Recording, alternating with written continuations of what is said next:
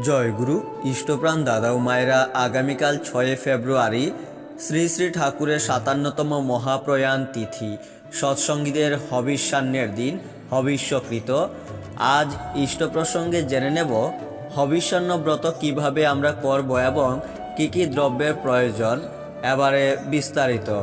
হবিষ্যান্ন ব্রত সংযতভাবে ইষ্টমন্ত্র জপ পরায়ণ হইয়া থাকা, ত্রিসন্ধ্যা স্নান করা, বৃথা বাক্যালাপ হইতে বিরত থাকা এবং মধ্যাহ্নে হবিষ্যান্ন গ্রহণ করায় বিধে।